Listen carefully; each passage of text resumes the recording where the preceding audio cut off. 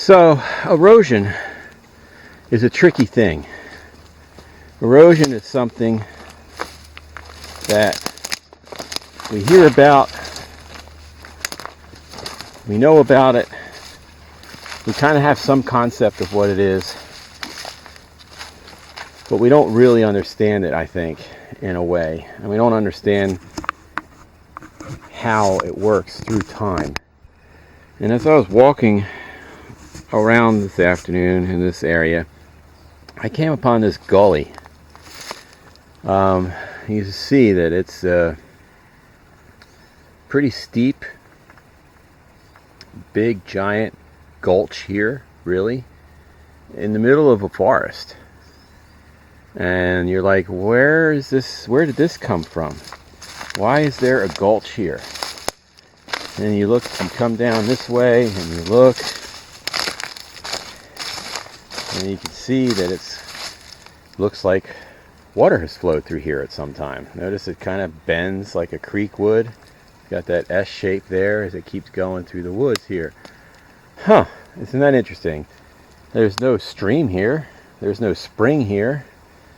Why is there this giant gulch in the middle of an otherwise slightly sloping bank? I mean, look at this side, okay? Here's the same woods. You can see it slowly sloping down to where there's a lake down there.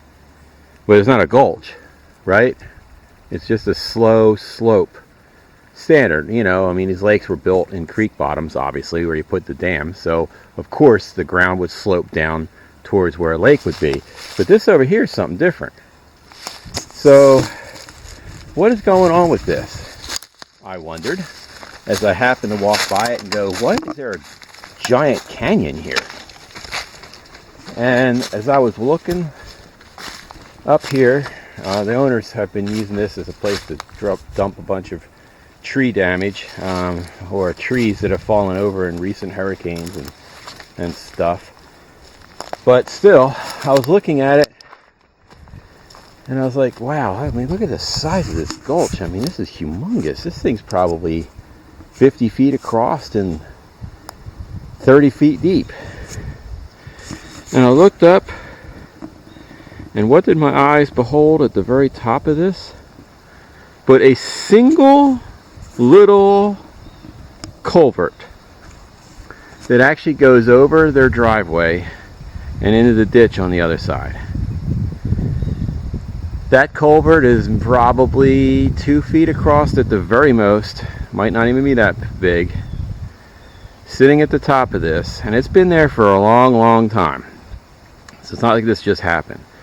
But that little, tiny, relatively tiny culvert allowed water to spill into this, what was probably already a depression, and turn it into this.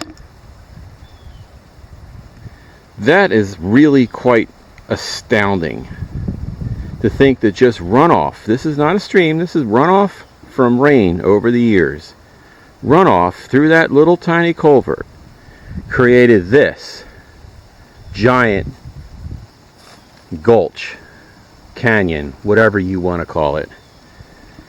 And so sedimentation, where does that come into that? Well, what was here? A whole lot of dirt. Where is it now? Down in the lake. This lake, the lake is 100 years old. It used to be a mill lake, a mill pond, and at the time it was built, I was told it was something like 60 or 70 acres. Currently, the last time I mapped this thing with Google Earth, it currently sits at about 30 acres. So it has lost almost 2/3 of its area, and it's very, very shallow. Great fishing, but you know, this is a lake.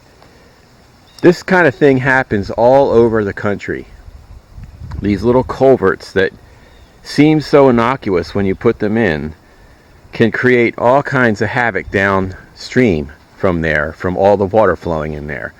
And so in this case, the lake caught it. They're sediment traps. That's one of the things that they do. But just imagine how many places across the country all of this is going on, yet what is downstream of this is a stream or a river. And all of that in sediment has been flushed now into that river. we already have talked a lot about how bad sediment is, or excess sediment is, for fish. And well, this can be an additive effect. Let's just say in one stream there's 50 of these culverts located upstream in the watershed somewhere. That's 50 of these gulches creating giant plumes of sediment, that all of which end up in the same place eventually, downstream into the whatever larger river this gets into. This is, again, we talk a lot about this in this page. This is, again, that legacy effect that I've talked about quite often. In this case, it's just somebody who wanted to drain their driveway. There's nothing wrong with that. It's certainly a need. You can't have water running down your driveway around your house. You have to get rid of it somehow. And this is old. Again, a lot of times culverts now are put in with pretty strict environmental standards. But you know what? People have lived here for a long time, long before there were environmental standards. And these are the gift that keeps on giving.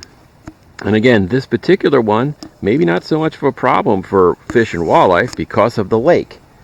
But think of all the ones that are in this country that are doing this to your favorite stream, your favorite river, your favorite creek, and the effects that it's had over the years.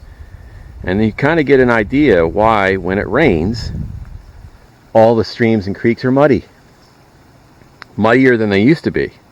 They always got muddy a little bit. There's always some sediment transport.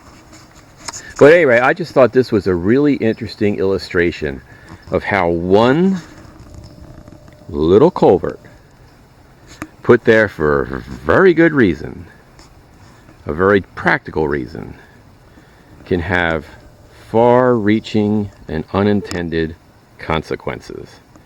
And that, folks, is what we are dealing with in the 21st century. It is a legacy that we have been handed from our forefathers. And I guess the question, as we enter the new year here, our question really should be, what legacy are we going to hand down to our descendants? We can do better. We need to do better. The wildlife, the fish, the very things that we love to go catch, they deserve our attention. Hope you have a wonderful new year.